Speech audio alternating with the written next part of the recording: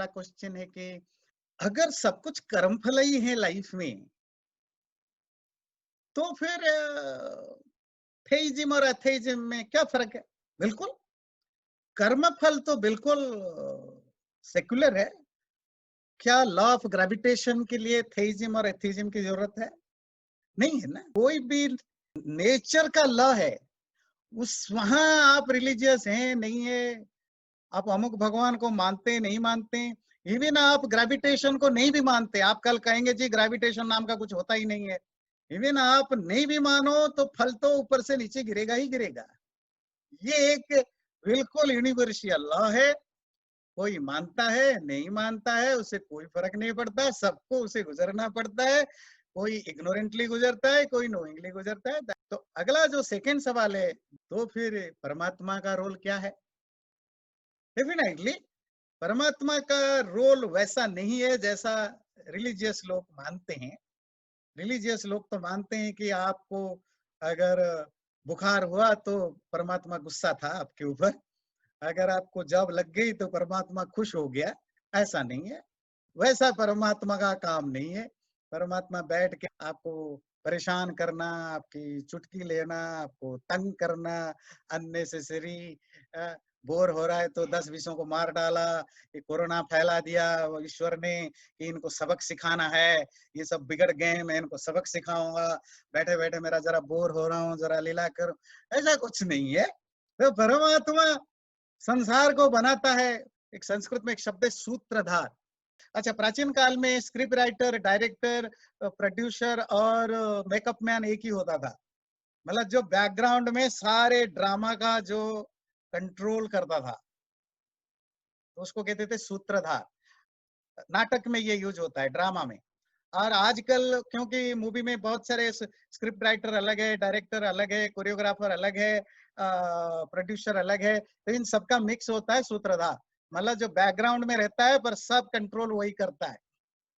तो परमात्मा संसार का सूत्रधार है, सारा सिस्टम उसने बनाया। ये कर्म सिद्धांत भी उसी का बनाया हुआ है, और वो इसी कर्म सिद्धांत के आधार पर लोगों को उनके कर्मों के फल देता है। जैसे बिल्कुल वैसे ही जैसे आपके कोर्ट में कोई जज बैठा हुआ है। परमात्मा का एक काम ये भी है कि वो न्यायाधीश है, और न्यायाधीश रैंडमली जिसको जो मर्जी, आपने प्रार्थना नहीं की तो आपको सजा दे दी, आपने गीता नहीं पढ़ी तो आपको सजा दे दी, आप रोज केला चढ़ाए तो आपको माफ कर दिया, ऐसा नहीं है। प्रॉपर जो भी लॉ ऑफ कर्मा के हिसाब से, जो कंप्यूटर में जो भी आपके फीड फीड हुआ है, आपकी पूरी लाइफ स्टोरी, वो लाइफ स्टोरी देखने के बाद जो आपको ए ग्रेड मिलेगा, ए प्लस मिलेगा, बी प्लस, बी माइनस, सी minus, D minus, E minus, E plus, जो भी मिला उसी हिसाब से आपका रिजल्ट कर लेगा कंप्यूटराइज। ईश्वर का तो कंप्यूटर करोड़ों साल पुराना है, अनंत पुराना है, वहाँ एब्सोल्युटली करेक्ट होता है। तो वो ईश्वर की व्यवस्था है, तो ईश्वर उसको कंट्रोल करता है। आपको ईश्वर मानने ना मानने से आपके कर्मों का फल कम बहुत हो जाएगा, इससे कोई फर्क नहीं पड़ता। अब हिंदू है, क्रिश्चियन है, मुस्लिम है, आपका कर्म फल में कोई फर्क पड़ेगा जैसे कि बाकी रिलीजन वाले बोलते? ऐसा कुछ नहीं है। जो है वो है, और बहुत साइंटिफिक है। उसको आप ईश्वर ना भी माने, आप डॉक्यूमेंटेशन करके देख लीजिए, तो आपको ऐसे हजारों क्वेश्चन का आंसर सिर्फ कर्म सिद्धांत के मानने पर ही मिलेगा, नहीं तो कोई उसका आंसर नहीं है। क्या करें कि हम फिर सुख शांति में रहें? क्या आधारशिला, फाउंडेशन क्या होना चाहिए हमारी लाइफ का, इस पर हम लाइफ जिए और हम हैप्पी और पीसफुल लाइफ जिए। जब आपको पता चला 1+1 2 होता है, तो आप 2 ही मानिए, 2 ही करिए। कभी आप मैथ की कॉपी में 1+1 3 मत करिए, 4 मत करिए, 5 मत करिए। आप 4 करेंगे तो भी टीचर गलत करेगा, 5 करेगा तो भी गलत करेगा, 6 लिखेंगे तो भी गलत करेगा। टीचर आपको 1 नंबर देगा जब 1+1 2 आप लिखेंगे। लाइफ के भी अपने मैथ होते हैं, उसमें भी वही रूल लागू होता है। एक्चुअली प्रॉब्लम कहाँ होता है पता है ना? जब हम कर्म की बात करते हैं, सीधे हम जंप कर देते हैं पाप और पुण्य, अच्छा और बुरा। कर्म सिद्धांत का मतलब है हम कुछ भी करते हैं, कुछ भी, मेंटली, फिजिकली और ओरली, उसका एक रिजल्ट जरूर होता है। वो रिजल्ट आपको अभी मिलता है, नहीं भी मिलता है तो कभी ना कभी मिलेगा। हर काम का मतलब क्या है? आप बैठे हुए हैं, ये भी एक काम है कि नहीं है?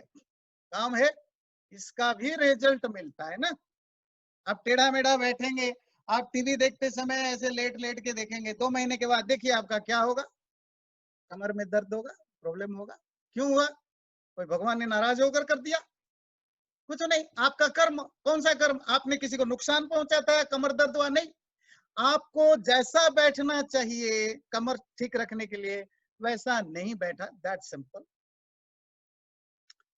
खाना खाना सिंपल कर्म है, पर आप कैसा खाना खाते हैं, आपका रिजल्ट वैसे ही मिलेगा। नहाना, आप कैसे नहाते हैं, आपका बॉडी उतना ही वैसे ही साफ रहेगा। सोते हैं, कैसे सोते हैं, कितने बजे सोते हैं, वो नींद कैसे लेते हैं, आप पैर रखते हैं, कैसा पैर रखते हैं, आपने केयरलेसली पैर रखा, बिना चप्पल का रखा, कांटा चुभा। अब कांटा चुभा इसलिए नहीं कि आपका किस्मत खराब था, भगवान नाराज हो गए, नहीं। कांटा चुभा, आपने जैसा पैर रखना चाहिए वैसा नहीं रखा। आपका हर वो सिंगल एक्ट आप मेंटली करते हैं, वाणी से बोलते हैं या फिजिकली करते हैं, उसका एक रिजल्ट होता है। आज नहीं तो कल मिलेगा ही मिलेगा। ये आप समझ गए। अब आपको कैसे खुश रहना है, आपको तो 1+1 2 पता चल गया ना। तो आप टीवी देखते समय काउच में सोकर मत देखिए, कमर ठीक रहेगा, गर्दन ठीक रहेगा, हो गया ना पीसफुल हैप्पी लाइफ। खाना खाते समय टीवी मत देखिए, खाना ज्यादा खा लेंगे, कम खा लेंगे, डाइजेशन कम होगा, हो गया ना पीसफुल और आगे के लिए पीसफुल और हैप्पी लाइफ।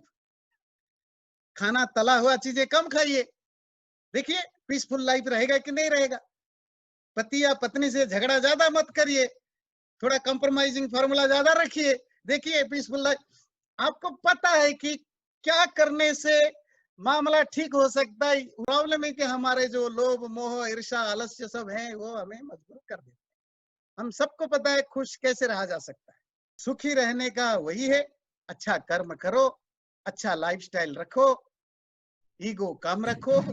ईगो इसीलिए जरूरी है कि अंदर का अभी जो पीसफुल के लिए ईगो कम होना जरूरी है, क्योंकि बाहरी सब ठीक हो तभी आप दुखी मिलते हैं ना हम। क्यों? हमारा ईगो बहुत हाई रहता है, तो ईगो ठीक रखेंगे तो वो भी ठीक रहेगा। मैं विजय बोल रहा हूँ। इसी विषय पे अभी आपने कहा, कोई भी चीज का, चाहे वो अच्छी हो या बुरी हो, हम्म सिर्फ विचार आना, सिर्फ हम्म सोचना, हम्म करना नहीं, हम्म। तो क्या उसको आप कर्म में गिनोगे? हाँ जी बिल्कुल, और उसका इफेक्ट आप पर पड़ता है। पर मैंने तो किए ही नहीं, सिर्फ विचार आया और चला गया। विचार भी कर्म है। और देखिए आप कहेंगे कि इसका रिजल्ट क्या मिलेगा, आपको मिलता है। तो देखिए कैसे रिजल्ट मिलता है। तो मान लीजिए आप अचानक सब कुछ ठीक था, आप खाना खा रहे थे, टीवी देख रहे थे, गार्डन में कुछ काम कर रहे थे या कुछ भी कर रहे थे, अचानक आपको याद आ गया किसी ने आपके साथ कभी कोई खराब बिहेव किया था या कोई खराब इंसिडेंट आपको याद आ गया है ना, थॉट आ गया ना आपके दिमाग में। हाँ जी।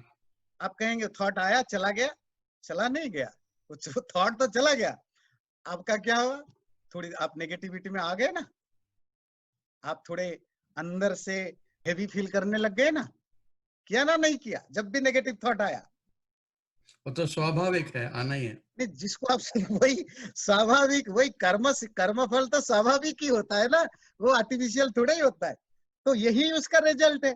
अच्छा सपोज आप बड़े परेशान थे, किसी कारण से आप बहुत परेशान थे, दुखी थे, और सडनली आपके दिमाग में कोई ऐसी थॉट प्रोसेस आ गया जो कभी कोई बड़ा खुशनुमा माहौल है, कोई भी एक खुशनुमा याद आपको आ गया, तो वो जो आप एक बुझा हुआ सा बैठे थे, अचानक के अंदर आपके अंदर थोड़ा खिलखिलाहट आ गया ना। वो खिलखिलाहट किसके कारण अंदर आ गया ना, किसके कारण? वो जो अच्छा थॉट आया। तो थॉट का भी इम्पैक्ट आप पर पड़ता है, यही उसका रिजल्ट है। रिजल्ट हमेशा बाहरी दुनिया में दिखेगा नहीं। कर्म का रिजल्ट दो तरह के, एक तो एक्सटर्नली जो आपको मिलता है, पर ये बहुत माइनर होता है। कर्म का सबसे जो हेवीएस्ट इम्पैक्ट डालने वाला रिजल्ट होता है, वो होता है जो सबकॉन्शियस में आपका मेमोरी बनता है, जो सार है आपका क्वेश्चन का आंसर। इवन जो थॉट प्रोसेस आता है वो भी एक काम है, और उस कर्म का भी रिजल्ट आपको भोगना पड़ता है। थोड़ी देर के लिए या तो आप दुखी हो जाते हैं या थोड़ी देर के लिए सुखी हो जाते हैं। वो वैसी थॉट प्रोसेस का ही रिजल्ट है। कभी कभी आप देखते हैं अचानक मूड ऑफ हो गया, सब कुछ ठीक था, क्यों? कोई थॉट प्रोसेस आ गया। कभी कभी देखते हैं सब कुछ खराब चल रहा है पर आप अचानक आप बड़ा अच्छा फील करने लग गए, कोई अच्छा थॉट प्रोसेस आ गया। तो ये थॉट प्रोसेस से ही आपका पर्सनालिटी में, मूड में चेंजेस होते हैं और कुछ नहीं है।